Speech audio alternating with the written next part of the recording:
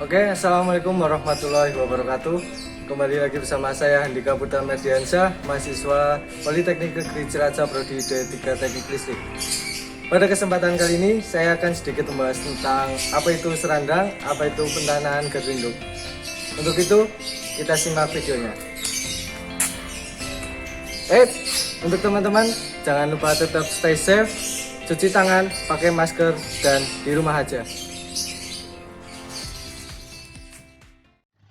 Oke, langsung saja di sini saya akan sedikit menjelaskan tentang serandang dan pentanahan gardu induk.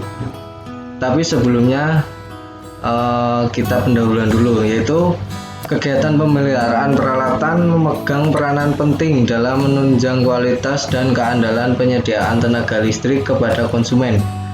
Pemeliharaan peralatan adalah suatu proses kegiatan yang bertujuan menjaga kondisi peralatan agar peralatan senantiasa beroperasi sesuai dengan fungsi dan karakteristik desainnya. Untuk lingkup pembahasan dalam petunjuk batasan operasi dan pemeliharaan serandang dan pentanahan gardu induk adalah sebagai berikut, yaitu yang pertama, gardu induk yang dimaksud adalah gardu induk konvensional atau non-GIS dengan level tegangan operasi 70 kV, 150 kV, dan 500 kV.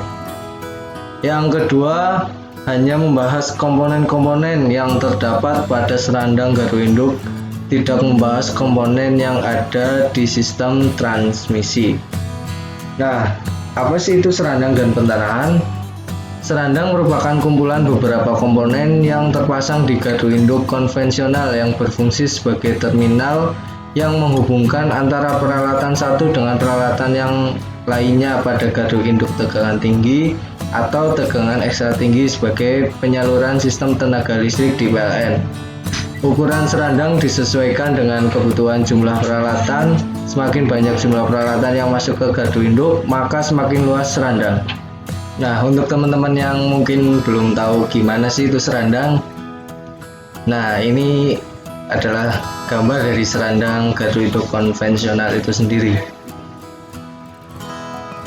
Oke, yang selanjutnya dalam pembahasan ini, serandang dan pentanahan gardu induk dibagi ke dalam subsistem dan sub-subsistem sebagai berikut. Yang pertama yaitu subsistem primer, terdiri dari sub-subsistem sebagai berikut. Yang A, sub-subsistem pembawa arus atau current carrying. Yang B, sub-subsistem insulation. Yang C, sub-subsistem struktur. Yang D, sub-subsistem junction. Untuk yang kedua yaitu subsistem sekunder, terdiri sub-subsistem sebagai berikut. Yang A yaitu sub-subsistem monitoring, B sub-subsistem proteksi, untuk yang C sub-subsistem pentanahan. Untuk yang pertama yaitu sub-subsistem pembawa arus atau current carrying. Pembawa arus atau konduktor berfungsi untuk menyalurkan arus listrik antar titik di dalam serandang. Konduktor merupakan suatu media penghantar arus listrik yang direntangkan pada serandang. Insulator digunakan sebagai penyekat konduktor dengan tiang. Jumper konduktor juga termasuk ke dalam sub-subsistem ini. Untuk bahan konduktor memiliki sifat sebagai berikut. Yang pertama, konduktivitas tinggi. Yang kedua, kekuatan tarik mekanik tinggi. Yang ketiga, lentur atau tidak mudah patah. Selanjutnya ada yang pertama yaitu hollow konduktor. Hollow konduktor berfungsi menjaga clearance pada serandang dengan area terbatas. Pada instalasi dengan hollow konduktor tidak terdapat sagging atau andongan sehingga clearance penghantar menjadi lebih baik bila dibandingkan dengan konduktor konvensional. Yang kedua yaitu jumper konduktor.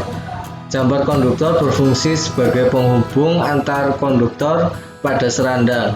Besar penampang, jenis bahan, dan jumlah jumper konduktor disesuaikan dengan arus maksimum penghantar tersebut. Untuk yang selanjutnya yaitu subsistem insulation.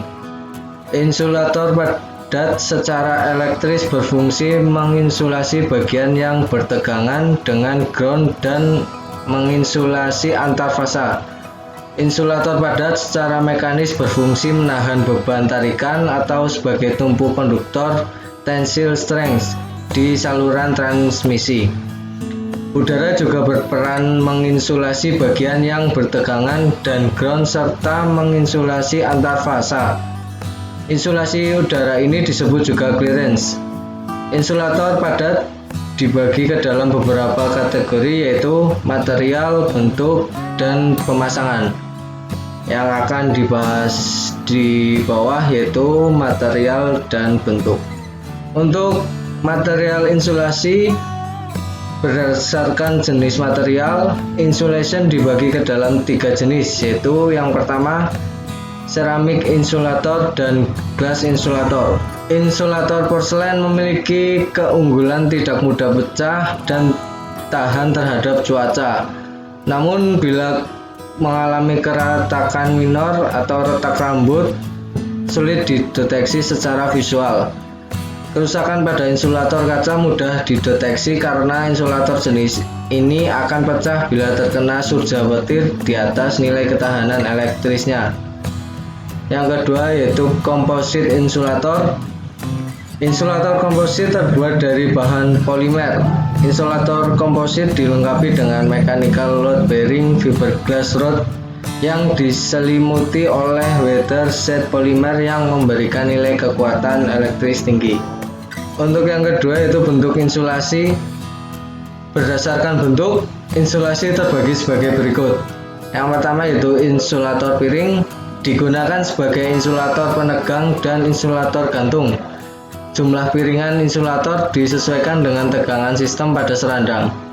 Yang kedua ada insulator pos, digunakan sebagai tumpuan dan pemegang konduktor pada pemasangan konduktor secara vertikal dan juga berfungsi sebagai insulator dudukan.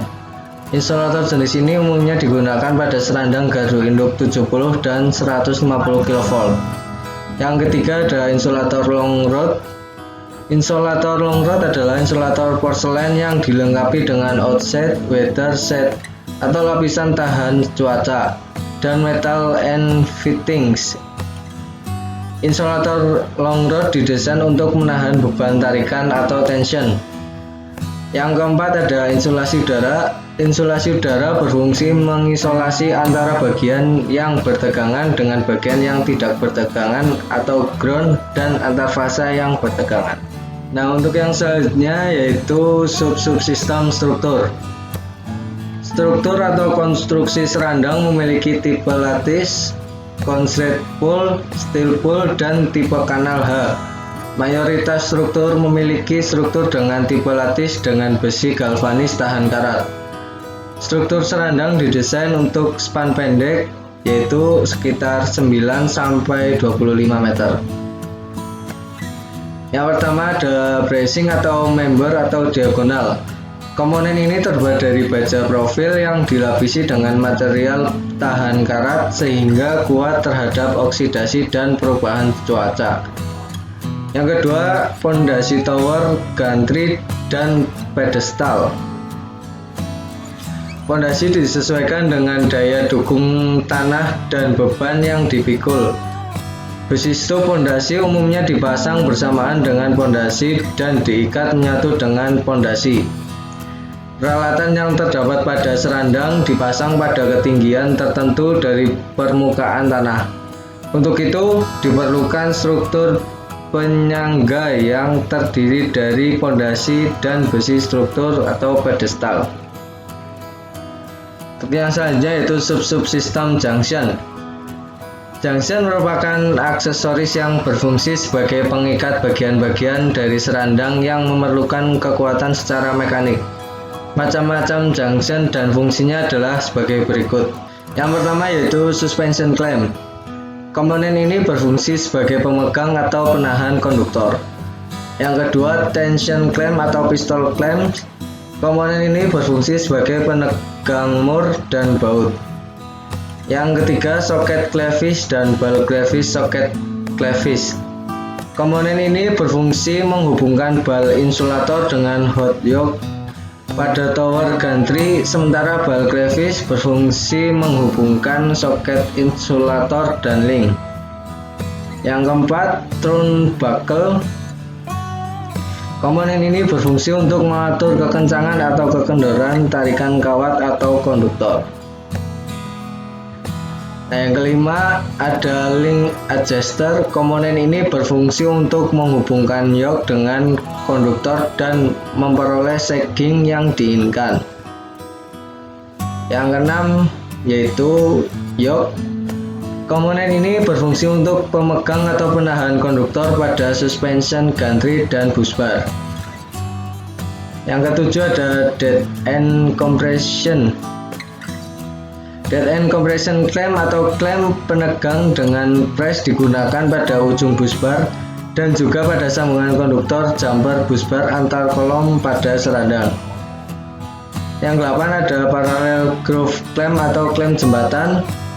Digunakan pada sambungan konduktor dari crossbar ke jumper antar pemisah busbar pada gardu induk yang mempunyai konfigurasi 2 busbar.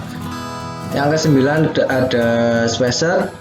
Komponen ini berfungsi sebagai pemisah atau perentang dan sekaligus sebagai peredam getaran pada konduktor. Oke, yang selanjutnya yaitu junction antara SSS insulation dan SSS struktur. 1. Link ball socket. Komponen ini berfungsi untuk menghubungkan soket insulator dengan cord yoke pada tower gantry. Yang kedua ada shackle. Komponen ini berfungsi untuk menghubungkan link dengan tower. Selanjutnya ada junction pada insulator. Bal dan pin pada seramik atau glass insulator. Berfungsi sebagai pengikat antar keping insulator. Selanjutnya yaitu junction antara SSS pengaman petir dan SSS struktur. Komponennya yaitu jumper GSW. Komponen ini berfungsi menghubungkan antara ujung kawat tanah dengan puncak gantry tiang serandang. Selanjutnya ada junction pada gantry dan beam. Komponennya ada mur, baut gantry, dan beam. Merupakan komponen pengikat yang berfungsi mengikat antar bracing atau member atau diagonal yang terbuat dari baja profil pada sebuah tower gantry. Yang selanjutnya junction pada current carrying. Komponennya yaitu jumper joint. Merupakan komponen yang mengikat jumper konduktor dan konduktor pada saluran transmisi. Hasilnya yaitu subsistem pengaman dari gangguan petir. Yang pertama ada konduktor GSW. Kawat pentanahan atau earth wire atau GSW adalah komponen untuk melindungi peralatan utama dari sambaran surga petir. Yang kedua, Franklin rod. Franklin rod dipasang pada serandang yang berada di daerah dengan intensitas petir tinggi. Dipasang batang penangkal petir pada ujungnya. Komponen ini berfungsi menyalurkan arus surga ke bumi. Yang ketiga ada daun konduktor. Sistem penanahan yang lain dipasang kawat penghubung dari puncak serandang ke tanah. Bahan yang dipakai untuk pengaman petir umumnya sama dengan bahan kawat tanah yang terpasang atau tembaga. Yang keempat ada arcing horn dan grading ring.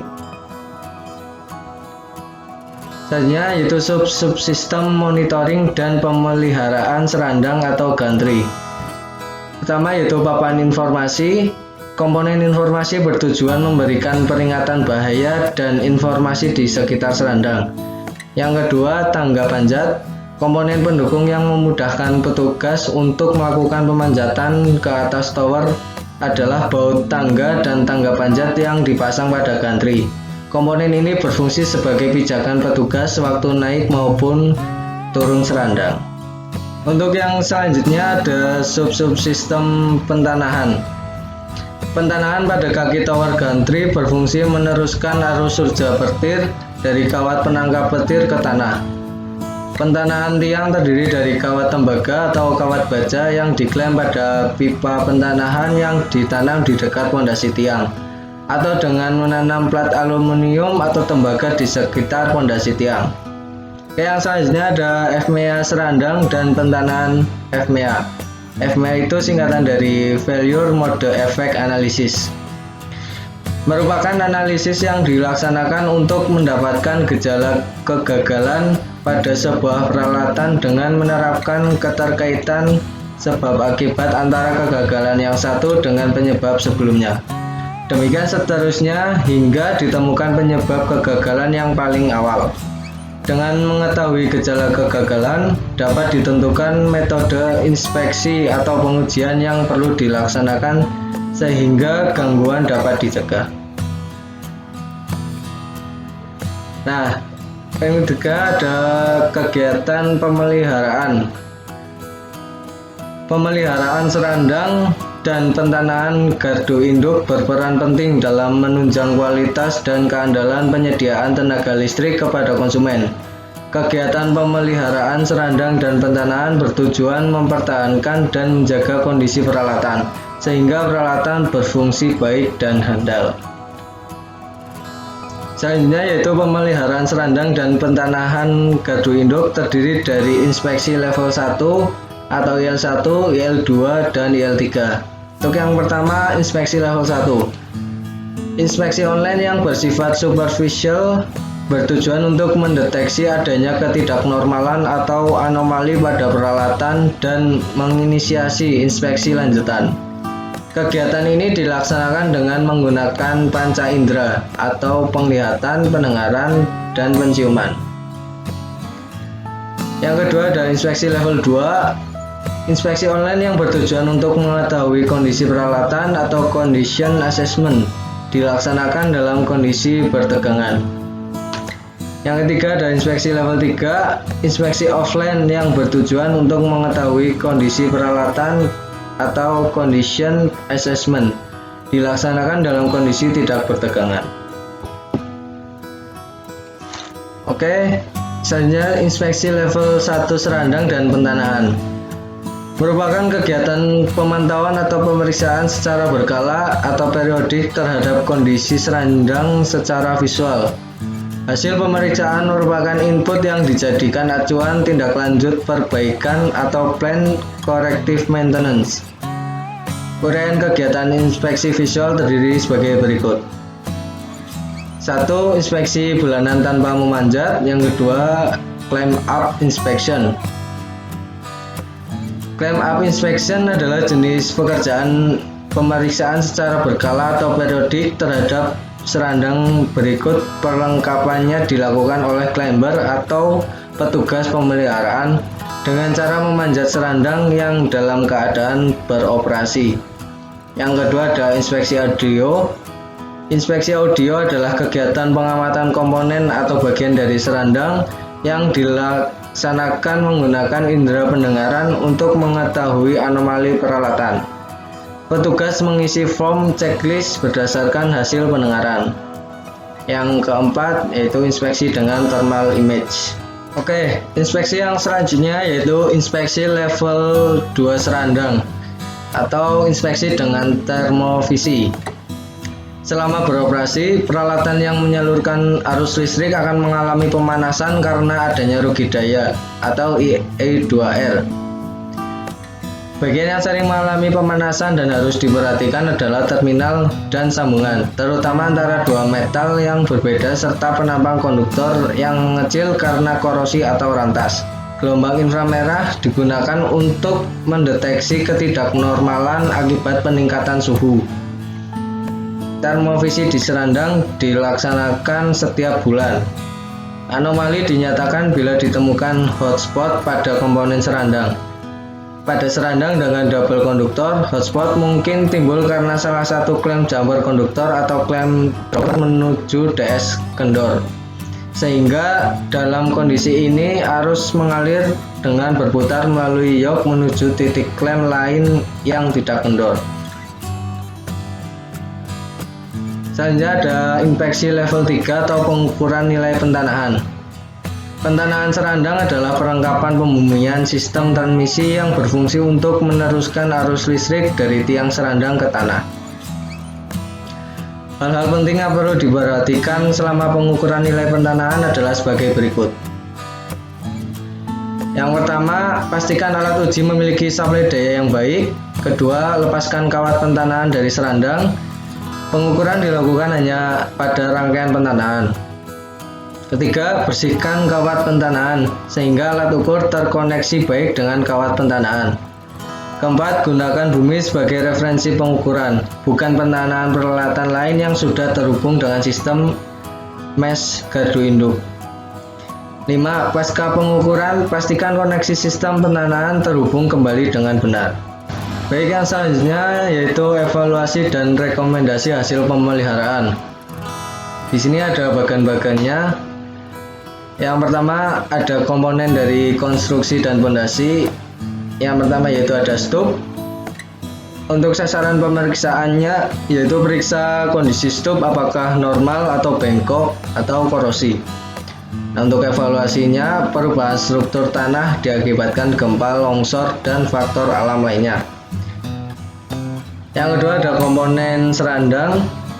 Untuk sasaran pemeriksaannya yaitu periksa kondisi konstruksi tower apakah normal atau miring. Nah, untuk cara evaluasinya itu besi siku yang hilang atau bengkok. Selanjutnya yang komponen kedua yaitu proteksi petir. Ada komponen kawat tanah atau EW atau GSW. Periksa kondisi apakah normal, rantas, korosi, dan putus. Untuk evaluasinya, sembaran petir langsung dapat menyebabkan putus dan rantas, polusi dapat menyebabkan korosi. Yang kedua ada benda asing. Periksa adakah binatang, benang, layang-layang, balon, sampah yang tersangkut di kawat tanah. Evaluasinya, benda asing dapat menyebabkan gangguan pada sistem. Untuk yang ketiga, insulasi. Komponennya insulasi padat. Periksa kondisi piring insulator apakah normal, pecah, dan kotor menggunakan teropong atau binokular. Untuk evaluasinya, pemasangan awal yang kurang sempurna, kotor akibat polutan. Yang kedua ada clearance. Periksa dan amati jarak bebas serandang, fasa ke fasa, dan fasa ke tanah apakah sesuai batas standar. Evaluasinya, jarak earthing horn yang berubah, ada benda asing. 4. Ada pembawa arus. Komponennya ada kawat penghantar atau konduktor. Periksa kondisi kawat penghantar atau konduktor apakah normal, rantas, putus, dan mekar. Evaluasinya itu akibat proses pemasangan yang kurang sempurna, korosi, atau benda asing. Kedua ada konduktor jumper. Periksa kondisi konduktor jumper apakah normal, mekar, rantas, dan lepas. Evaluasinya yaitu pemuaian yang tidak sama atau polutan. 3. Ada klem kawat penghantar. Periksa kondisi T-clamp, I-clamp, H-clamp, parallel groove clamp apakah dalam kondisi normal. Evaluasinya yaitu pemasangan yang kurang sempurna. Keempat ada konduktor hollow atau model pipa. Periksa kondisi apakah terlepas, berubah bentuk, dan berkarat. Evaluasinya yaitu pemasangan yang kurang sempurna. Yang kelima ada komponen monitor dan panjat. 1. Aksesoris insulator. Periksa koneksi yang menghubungkan insulator apakah korosi atau kendor. Evaluasinya polutan, pemasangan yang kurang sempurna. Untuk yang selanjutnya ada aksesoris panjat. Periksa kondisi baut panjat atau step bolt apakah normal, hilang, bengkok, korosi, patah, atau kendor, dan kurang panjang dratnya. Evaluasinya yaitu polutan, pemasangan yang kurang sempurna, atau pencurian. Untuk evaluasi dan rekomendasi termovisi. Evaluasi hasil pengukuran termovisi dapat menggunakan pendekatan kualitatif maupun kuantitatif. Pada serandang, evaluasi dilaksanakan dengan metode kuantitatif, yakni dengan 1. Membandingkan suhu hasil ukur objek yang diamati dengan hasil ukur objek sejenis pada waktu pengamatan yang sama. 2. Membandingkan suhu join dengan suhu konduktor yang terhubung pada join tersebut. Selanjutnya, evaluasi dan rekomendasi IL2 atau termovisi. Komponennya ada isolasi padat atau insulator dengan hasil ukur kurang dari 5 derajat Celcius. Rekomendasi lanjutkan pengukuran rutin 6 bulanan. Kawat penghantar atau konduktor. Ini sama kayak isolator padat atau insulator. Untuk sambungan kawat atau compression joint 5-30 derajat Celcius, dijadwalkan perbaikan atau penggantian maksimal 1 bulan. Untuk jumper dan klem kawat pengantar lebih dari 30 derajat Celcius, perbaikan atau ganti secepatnya maksimal dalam 1 minggu. Nah, selanjutnya evaluasi dan rekomendasi L3 atau pengukuran nilai pentanahan. Pentanahan di gardu induk berfungsi untuk mengalirkan arus dari kawat tanah akibat sambaran petir. Oleh karena itu, nilai pentanahan tiang harus dibuat sekecil mungkin agar tidak menimbulkan tegangan tiang yang tinggi yang pada akhirnya dapat mengganggu sistem penyaluran tenaga listrik. Batasan nilai pentanahan pada serandang adalah maksimal 1 ohm untuk semua level tegangan. Kegiatan perbaikan sistem pentanahan meliputi kegiatan sebagai berikut. 1. Ada perbaikan koneksi kawat pentanahan dengan rod pentanahan. 2. Ada penggantian kawat dan rod pentanahan. 3. Ada pengecekan koneksi rod pentanahan dengan sistem mesh. Nah, mungkin cukup sekian video dari saya. Bila ada pertanyaan, sanggahan bisa kalian tulis di kolom komentar di bawah. Terima kasih. Assalamualaikum warahmatullahi wabarakatuh.